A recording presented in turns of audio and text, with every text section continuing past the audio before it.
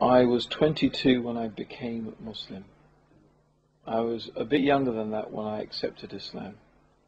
But I make a distinction between accepting Islam and actually becoming a Muslim. So the first thing I really remember, of course, about Muslims and meeting Muslims was when I went to Egypt. My parents were living there. So those were my first experiences, meeting Muslims, going to a Muslim country. It was a very strange experience, I have to say.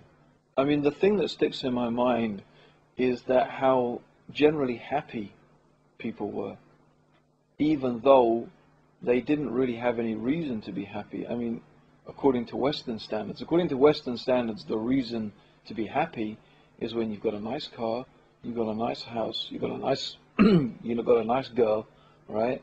And you've got lots of money to have a good time, and then you're happy, right? I mean, that's the Western standard of happiness. But if you go, when you go to Egypt, I mean, certainly when I went there, you didn't see that. People were extremely poor. And poverty was the immediate thing you noticed was poverty.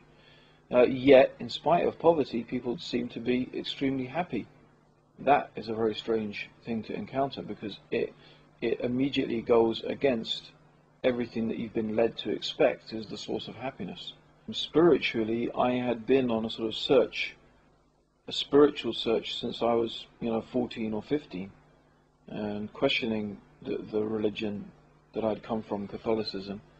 And I'd looked through lots of different religions, and had actually, probably at that stage, if you're talking about 6 months before, come up against what I could call a brick wall. I had really reached a stage where I'd begun to think there were no answers, there was no spiritual dimension to the human being, and that maybe happiness really was just about having money, and maybe I just didn't have enough money. And in that process of thinking about making money, I thought, well, the secret, the key to happiness surely is going to be that you make the maximum amount of money with the minimum amount of effort, because the purpose of money is only to enable you to enjoy yourself. Money itself can't make you happy. It's the things that you can buy and the things that you can do with the money. And if you're spending all of your time earning the money, then where are you going to enjoy yourself? So I thought, okay, well, where can I start? Let me start by looking at different people in the world, different cultures. Let's look through history, and let's see if there's something there.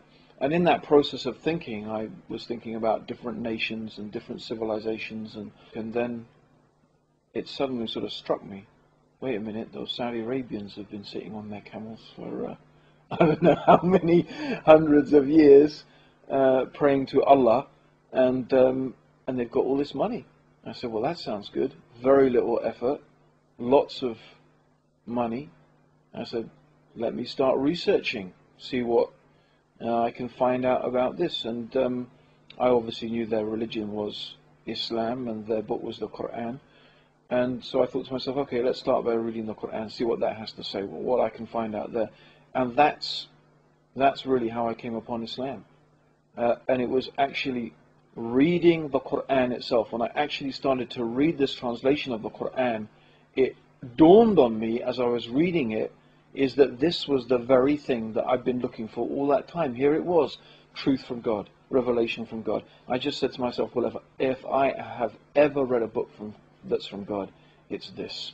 But that's how I discovered Islam. But the problem is that when I actually was faced with a challenge, and the real challenge was my girlfriend. That was the real challenge. When my girlfriend found out I had become Muslim, she totally freaked out. And actually at that stage I just gave up on the whole project of, I gave up on it really, basically, of actually of living Islam. I mean, I still remember that I used to go to parties, and I used to sit down with people drunk and talk to them about Islam and tell them what a brilliant religion it was and tell them I'm a Muslim, and they would be asking me, well, tell us more, and I said, well, I'm too wasted, I can't, but read the Quran, it's good, and that's why I say that, I accepted Islam, but I wasn't a Muslim, because if you looked at my life, there was nothing different, except I would have to say one thing was different. I was more miserable than I had ever been in my entire existence, because I now knew the truth, and I also knew that I was not living the truth that I knew, and that was the worst condition, and perhaps is the worst condition that you can ever be in. And you know, things became, you could say, also worse between me and my girlfriend. Ironically, the one that I had, you know, given up practicing Islam for because she was freaked out. Things became worse between me and her, and I think it was a combination of all of those things just led to a type of situation where literally I just couldn't take it anymore. And I decided to go and stay with my parents in Portugal. My parents live in Portugal, and it was there really that I just began to realize things came into focus. I began to realize, okay, my life is a mess. I know why it's a mess, because I found the truth. I know what the truth is, and I'm not following it. And I just made this dua to Allah. I prayed to God. I said, oh Allah, I said, just let her call. I promise that if she calls me today, I will pray to you 5 times a day. I mean, what, as if Allah needed me to pray to Him. But I mean, you know, that's, but I mean, you know, it was like, you know, Allah will pray to you 5 times a day. I can't promise I will give up any other bad things, or I can do anything else, but I will pray 5 times a day. And I promise that I will never stop praying 5 times a day. And after I made this dua, that same afternoon, just a couple of hours later, she phoned. And I was actually working in the garden at the time and building a wall. I still pass that wall and look at it and think, that's the wall that I was building when that thing happened to me. And my dad came down and he said, oh, it's, you know, it's your girlfriend on the phone. Don't want to mention her name. And I put down the spade, and I don't even remember what she said, because I wasn't thinking about her anymore. I was thinking about, I have to go and pray now. So I just put down the phone and went and took a ghusl, took a bath, and started praying. And that's it.